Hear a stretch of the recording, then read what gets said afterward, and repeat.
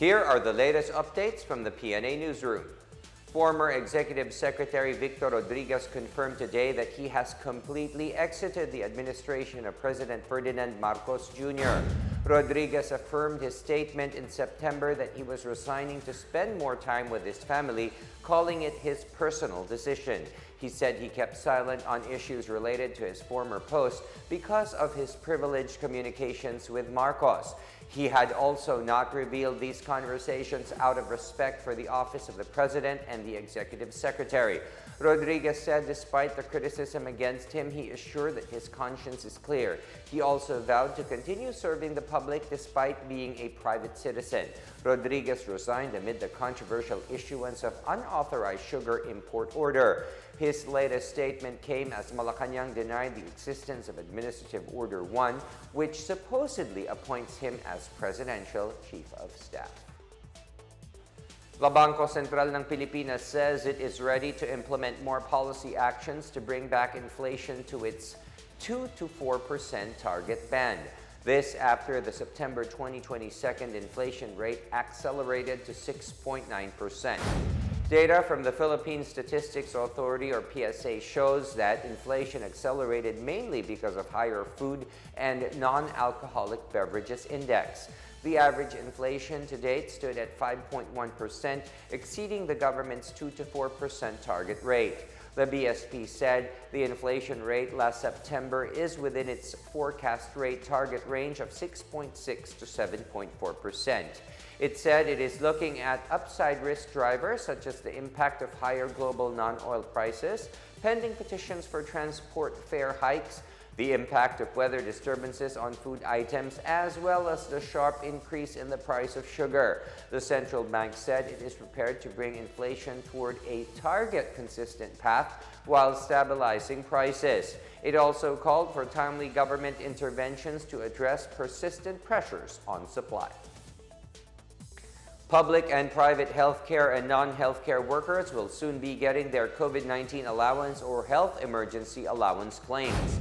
This as the Department of Budget and Management approved the release of around 11.5 billion pesos to cover the unfunded portion of over 2.6 million approved claims by the DOH. As of September 5, the DOH said the total funding requirement is amounting to 18.7 billion pesos to over 1.6 million qualified beneficiaries.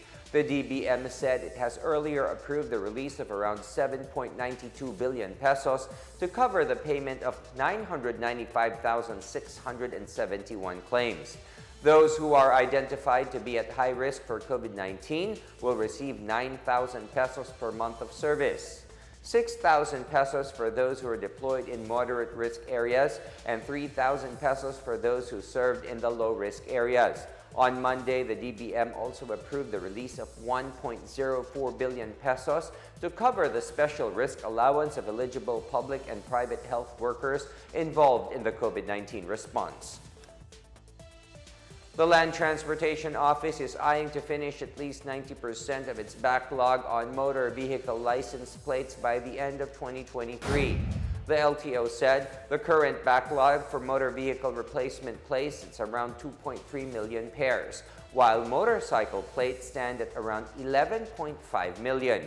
To address the huge number of unfinished plates, LTO Chief Assistant Secretary Teofilo Guadi said they are already extending their operating hours to produce more replacement plates. He said the LTO will also be using its own plant and will even outsource to a private company to hasten the completion of the said plates. So far, more than 300,000 pairs of replacement plates have been produced from May 2020 to October 3 this year. Guadi said the Department of Budget and Management allotted 4.7 billion pesos to address the issue, which is lower than the proposed 6.83 billion.